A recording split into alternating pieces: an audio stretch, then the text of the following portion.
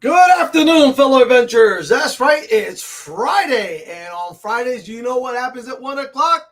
We got John's Dungeon Corner live from the Collective in Altamont Springs, Florida. Oh, yeah, here we go. Got some good stuff for the show. All right, so let's kick it off.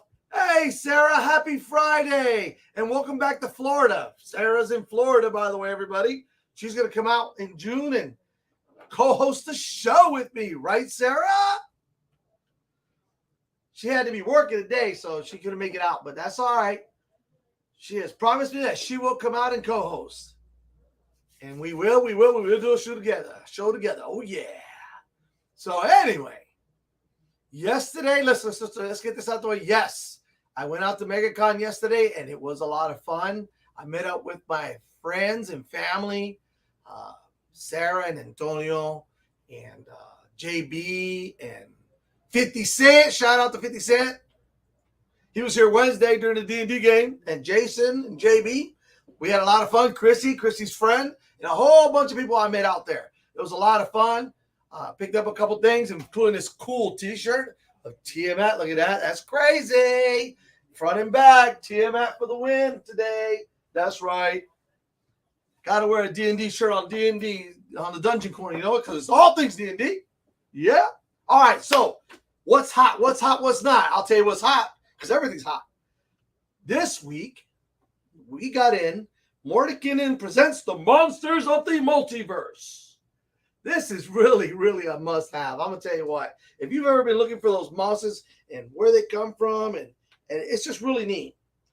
Explains each monster's given its own page. I mean, Dugars and Drow Matron Mothers. I mean, they really, really went into it. I just kind of popped into the Drow. But you got the Arachnomancer. You've got, watch this, the Drow favorite consort, the House Captain, the Inquisitor, the Drow Matron Mother. So if you ever wanted to put together a Drow house and you wanted to know, hey, what's the Matron Mother like? She's detailed right in here. In the Monsters of the Multiverse. Pretty amazing. Really nice. It doesn't end there. I mean, we got the Drow Shadowblade. And then we go into the Dugar. Now, the Dugar, you know, they're the dark dwarves of the deep reaches of the Underdark and any other sunless realm. And it goes pretty well into, wow, they got quite a few classes. The Despot, the Cavalrachni, the Mind Master, the Soul Blade. Oh, wow. Stone Guard, the Warlord, the Zaron, the Hammerer, and the Screamer. I mean, it doesn't get any better than that. Willie Blanco, what's up? I see my brothers on from New York. Hey, but this is a great book. It's got the ox. It's even got simple things like the ox. You know, cattle. Like it's got the aurochs, which everybody, you always wondering, okay, so instead of cows, what are those things called? Well, we have the aurochs, the Roth, the deep Roth, which are underground, and then oxes, and a stench cow. Oh, dear, I don't even know what that is. I'm going to pass on that one, you know what I'm saying? But, yeah. But there's a lot of neat, the Goliath is in here, the Goblin. And the neat thing about the Goblin, it just kind of talks about it, you know, and it gives you the general Goblin traits. It tells you a little bit about each of the creatures, a little like paragraph or two, depending on the creature. Hobgoblins, we all know what the Hobgoblins are, but it gives it a little bit of history, a little bit of the Harengon, which is the rabbit folk. A lot of neat stuff in here. The Darrow, the Grey Render. I mean, even the Cobalt. They got a new one. The Dragon, the Cobalt Dragon Shield. Okay, and I mean, you guys know I love me some Cobalts. An Inventor, the Cobalt Scale Sorcerer. Let's see what else we got back here. Oh boy, there's some crazy stuff back here. The Skulk. We got a Starspawn Seer. A Venom Troll, get out of here. But you got to get it. It's really nice. They got them here. Limited numbers as always because, you know, these things go quick. I'm going to pick me one up. Now, here's the neat thing. Before this actually came out, if you bought the special edition that came out, had this book in it. There was a black version and a white version. Beautiful covers. Beautiful artwork. Same book now. And Thorne and I have been waiting for this one to come out so we don't have to open up our real nice special editions. I opened mine anyway. He hasn't opened his. I did because I wanted to see. I got to see the artwork because it was awesome. Yes, it was. All right. So let's move on from there, though. And of course, I'm going to get one. He's going to get one because, well, we got to have our own books that we can actually use, not special editions, right? So let's talk about something neat. Last week, we talked about players, all the cool accessories that players can have. Well, you know what? I promise you now we're going to talk about what accessories the DM master, the dungeon master, the DM can have. Because we're all DMs deep down inside. I know we are. Yes, yes, yes, yes. Can we see a close-up of the cover? Sure we can. Let me bring it up here. Sorry, I didn't see that part. Here it is. Monsters. Let me see if I can get it in there nice. Turn it this way a little bit.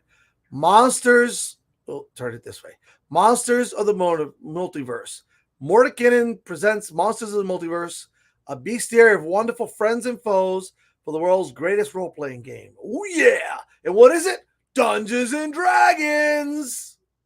I mean, what other game can you actually sit there and see a red ampersand and know, oh, that has something to do with D&D? An ampersand. That's what that sign and in the middle of the D&D is. That's what it's called, an ampersand.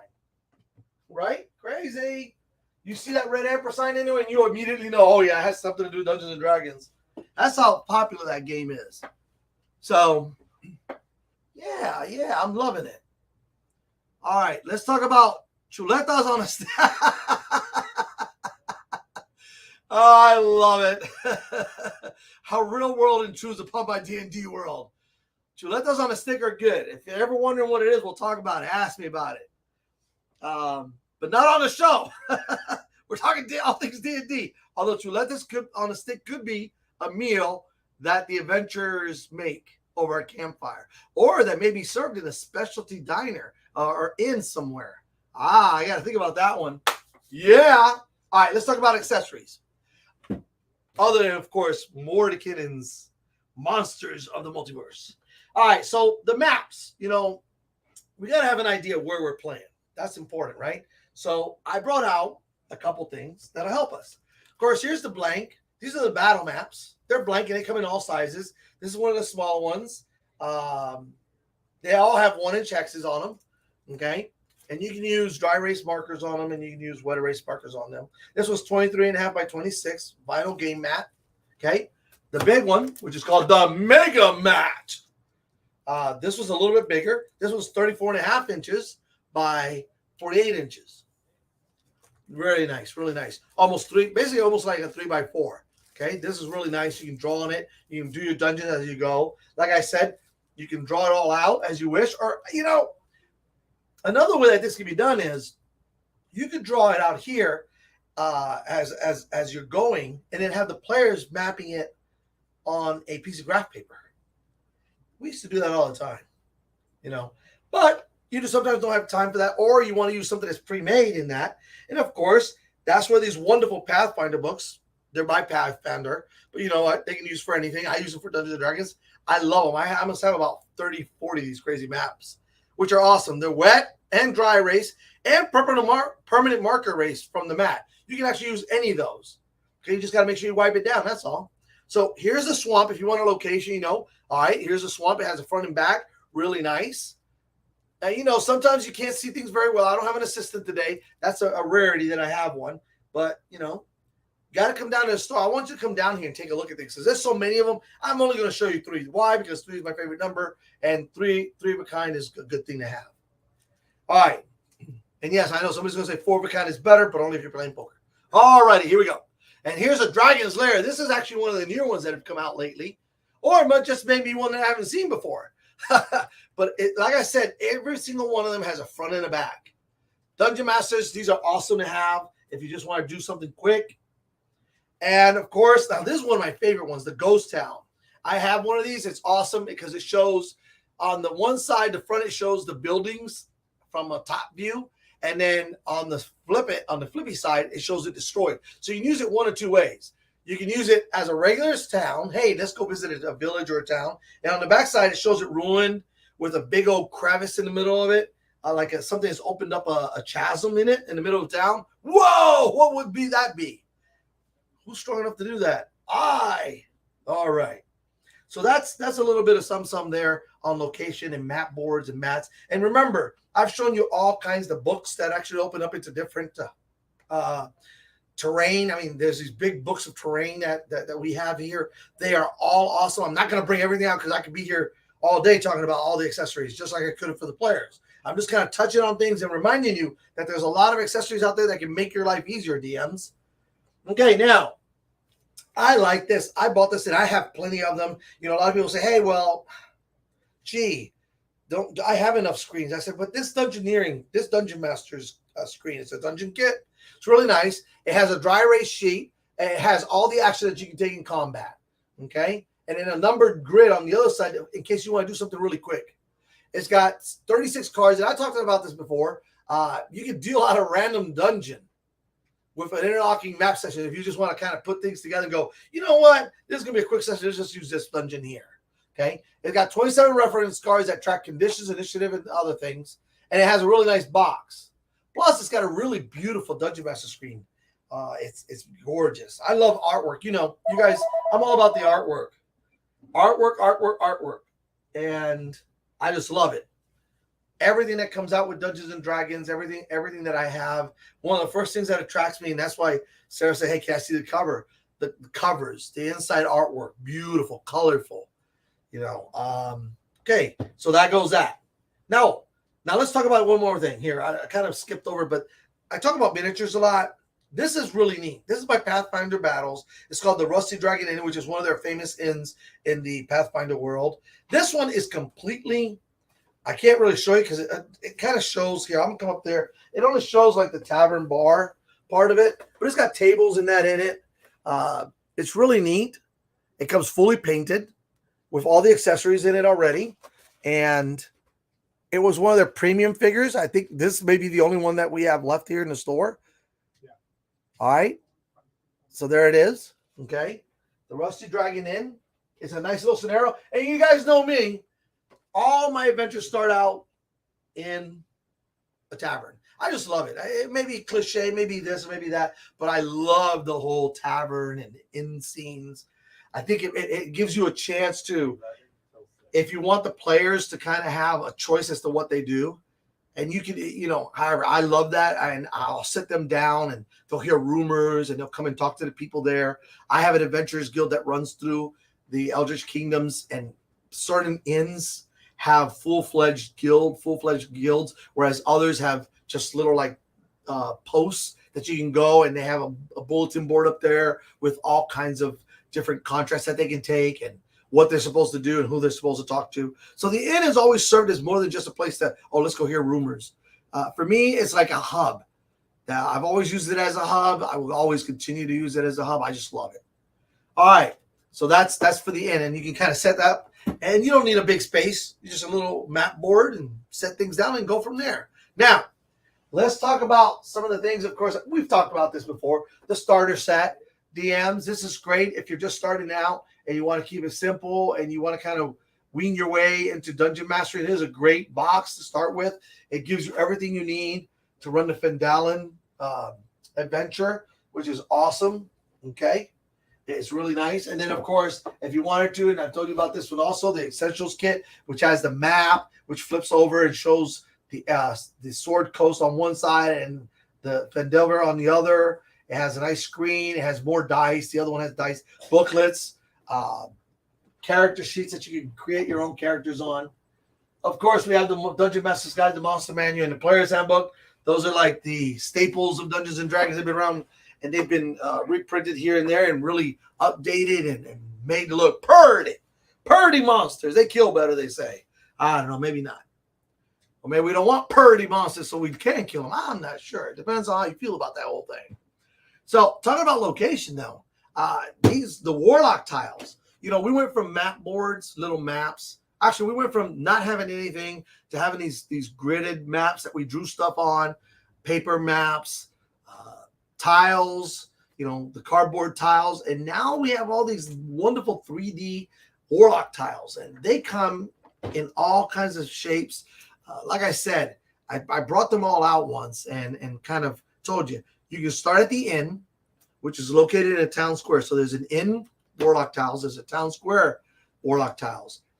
You then have the dungeon Warlock tiles, which after you find out about what you're doing, you arrive through the town square. There's a bazaar going on. You buy whatever stuff. You go into the inn. You find out, wow, there's something going on there's a secret entrance into a dungeon that was below the city that they don't know anything about, but they feel like there's some undead down there, perhaps, or maybe there's a pirate band. We're gonna go with the pirate band. I'll tell you why. I'll walk you through this. So there's a pirate band operating out of there because there's they found this underground sewer that leads into a dungeon. So you go down into the sewer and into the dungeon, and now you're in a dungeon, and you fight a couple things, and you do your thing. You find out, wow, this is a nice thing. They got a hideout going on. What's going on? You go further in, you find a set of caverns. So now you got the cavern set, okay? And you got the stalagmite set, and then you have the boat, the little dockyard, the underground dockyard. And it's a dock. It's a dock where there's a boat and a couple rafts that the pirates are using or the bandits are using to take things up and down the river to the next city or the next town where they fence their goods. So there you go. There goes every tile set that they have kind of delineated for you. And the wonderful thing is, like for the inn, once you build the inn out of the Warlock tiles, there's actually an inn set that you can put in there with a kitchen. The inn, it's really nice. Has a full kitchen with a stove and shelves and a bar and tables and amazing. Hey, Antonio, how you doing, buddy? Glad you can make it to the show. We're talking about all things accessories for the Game Masters today. Oh, and by the way, the Mordenkainen's Monsters of the Multiverse came out in the regular book. You want me to have them set one aside in a box for you? See, this is awesome. We can communicate through this. It's wonderful. I didn't have to text them. But so there goes that.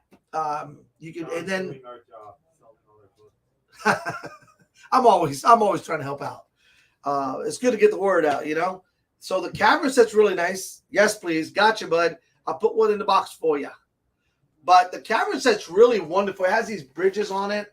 And I've talked about this before, so I'm not going to really get into it. But each of the sets are unique. They bring extra pieces with them. They all go together really well. And they make the playing more enjoyable because it gives you that whole three-dimensional aspect of things with your miniatures. And talking about miniatures, I just brought out a few. I didn't bring a lot. Of course, there's the Epic Encounters boxes, which are amazing.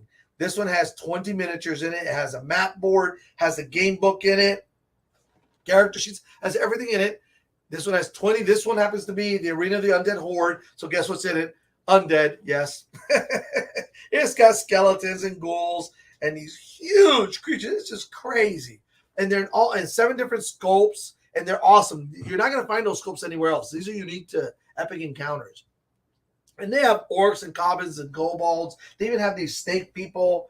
They have these giant size, like the Frost Giant, which, man, if you want to say that there's a Frost Giant King, that's the guy you want. That thing's about yay tall. It's insane. There's a red dragon. There's a hydra. Just all kinds of creatures. And then the lich, the arch lich that sits on the throne. Then, of course, if you don't want a primer, you don't want to paint, my favorites. I always bring these out because these are my favorites. I'm not gonna lie. Here goes the Goblin Warband, the Kobold Warband, and of course the trilogy, the trifecta, the Orc Warband. Fully painted, fully articulated, really good. Looks good. They come with all kinds of different weapons and unique scopes that you're not gonna find elsewhere, which is a lot of fun. Now, Game Masters, you can always have the book. You can always have that Dungeon Masters book or the Monster Manual open to certain pages. You can have little notes and stuff. But I found something that are amazing. I'm gonna put that down. Dice, dice. What D&D games complete without dice? But the monster cards are awesome. And I brought out the whole set of what I have at home that I use because what I like to have is quick reference. So if I'm just using generic monsters and I'm just going to use them, I put in my little cards out and I have all the information. And guess what? There's a kobold on the back of the card, of course. But this is challenge 0 through 5. So all challenge rating 0 through 5 monsters are in this box right here. Has 179 cards in it. All right? You can't beat it. You pull these cards out. You have them next to you. Everything is on there. Their strength, all their abilities, their special abilities, their stats, their movement, their armor class. Everything is right there for you.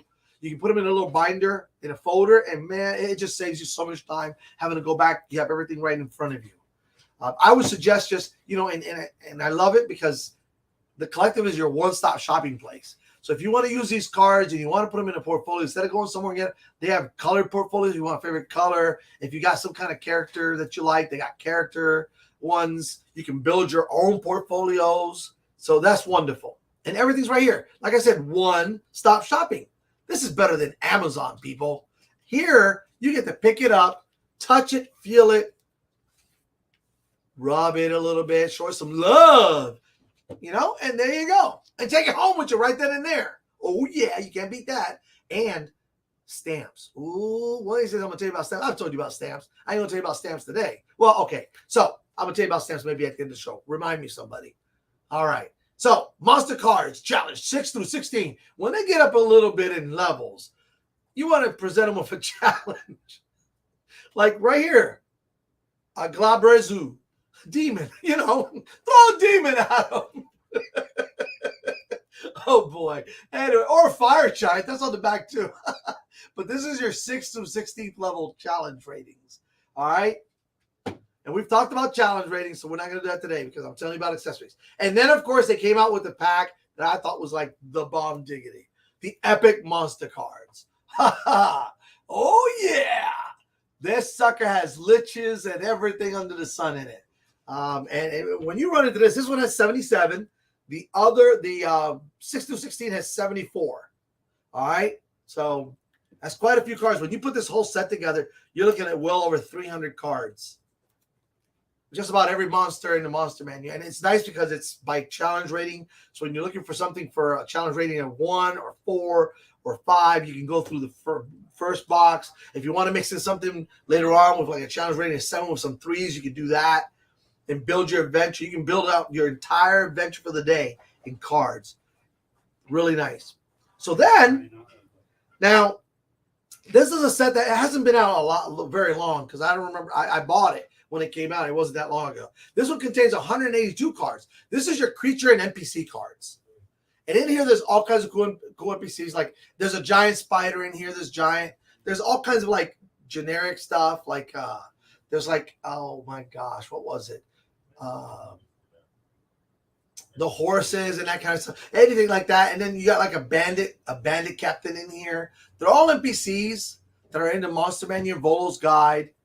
So they help you if you want to do some role playing. You don't want to draw up a character. You can just take one of these guys, plop it down. Or if they're running into a group of ruffians or bandits or whatever on the road, you can just go in here, pull it out, and there you have it. Then, of course, every adventurer's dream is to get a magic item. And in this box right here are 294 of them.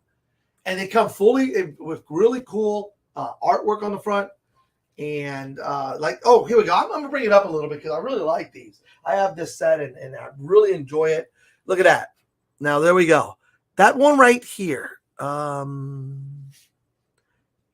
Here. This is a bag of holding. And it's represented in there. And the little heart one is the Periapt of Health. The armor is the Armor of Berserking. Let's see, Horseshoes of the Zephyr, and I can't see the rest of them, but so you have them there. They come well represented, and there's one card flipped over to show you exactly what that magical item does. So it's very well detailed, and the artwork's really nice.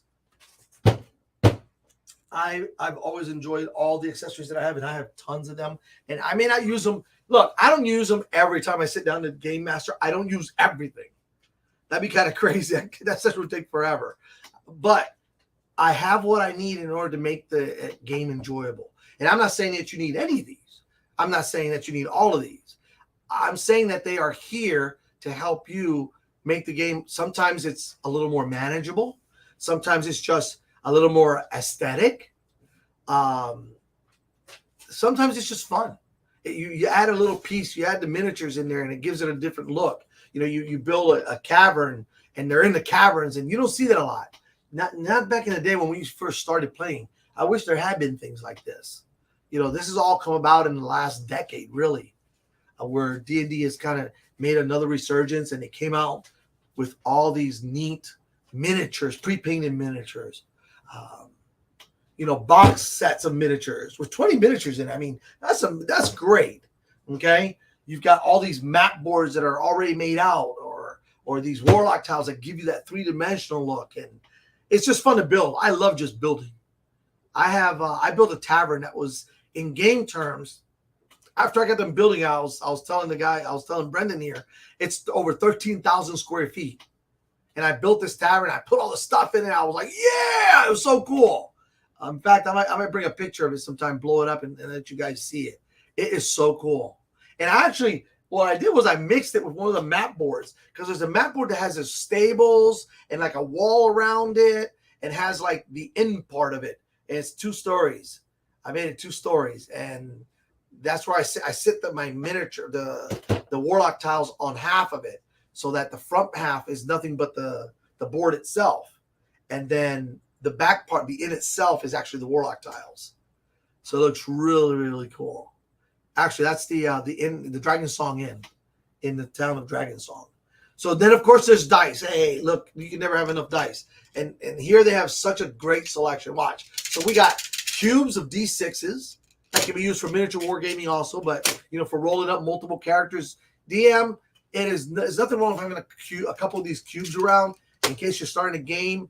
And people, when people first start out, they don't start out buying, well, unless you're playing with me, you don't buy 3 or 4 sets of dice. When you buy these polyhydra dice, you get 7 dice, right? You only get 1 6-sided die.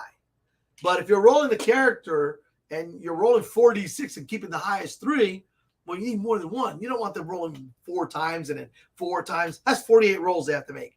So you get out to a little brick. Let them pick 4 dice, and there you go. If you got 3 or 4 players, you got a couple of bricks. Everybody has dice to roll, And so that makes it really nice to have these bricks that make it easy. And you only need maybe 1 or 2. 3 is my favorite number, so I gotta have like 3, 6, 9. Anyway, then you have the sets of dice. Foam Brain makes some really nice, beautiful colored dice. Like these are like what are these called? These are called Posy. They're yellow, white, and pink. Very nice, with silver writing in them. Then over here we have, I think these are the rainbow ones, right? Yes, the rainbow set of dice, which, hey, like the name says, they're all the rainbow colors with white numbers in them. Over here's this is actually something that I haven't seen a lot. The pink ancient set. So it looks like they're pink. I mean, there's full set, and it looks like they've been whitewashed. Like washed out. Really cool. I like the effect. Nice effect. Then, of course, we have the old school dice. These are, what are these? Gradients Queen's Court. So these are like green, gold, and like a fuchsia color, purplish pink. Very nice. Okay. Then we got, of course, the Nebula Lightning Queen, green. Really cool. Over here we have the Galaxy Blue and White. The dice, there's blue and white in the die. And, of course, the Gradient Purple Aurora. So you kind of see it. Sometimes it's a little darker purple, a lot of lighter purple, faded purple. Really nice there. And, of course, the big 20-sided dice. 17, that's always a good number. Oh, yeah. That's right. Gotta love it when you roll high. High is good. But, and of course, the 20-sided die, like I told you guys, is pretty much the most used die in Dungeons and Dragons. Remember, die for one, dice for many. ain't nothing wrong with having lots of dice. I like that, dice. But anyway, all right. So look, I've shown you a lot of the accessories. This is just like scratching. This is like scratching the tip of the iceberg. If you ever heard that, it's very true. There are so many sets of dice. There are so many accessories out there, so many map boards and different Dungeon Master screens and sets of Warlock tiles, so many books that have information in them. I can't even, it would take me all day to even begin to start showing you everything. Okay. And we ain't got all day, but the time that we do have, I hope you enjoy. It's been a great show. Come down to the Collective. By the by, let me not forget, June 4th. Guess when that is? Do I have to tell you? 2 weeks. 2 Saturdays from tomorrow. We're having our game day. It's going to be awesome. We're going to have, of course, John's Dungeon Corner will be there. The folks from Battletech will be here. There's going to be artists, and there's just going to be board games for you to come and try out and see and check out card games. It's just going to be amazing. Amazing. And for anything and everything to do with just having a great time at home with family or friends, acquaintances, people that are visiting, this is the neat thing about this. It brings strangers together and makes them friends. That's how I met, family comment day. Yes. Yeah, it is. I play with my family. I mean, oh my gosh. Let's see. There's myself. There's my wife, my son, my other son, my daughter-in-law, my adopted daughters, my best friend Billy, who's their father, a fiance of one of the girls, one of the kids, I call him a kid. He's freaking 21 now. That used to take karate, who I taught karate to, plays with us. So we're all like a big family there.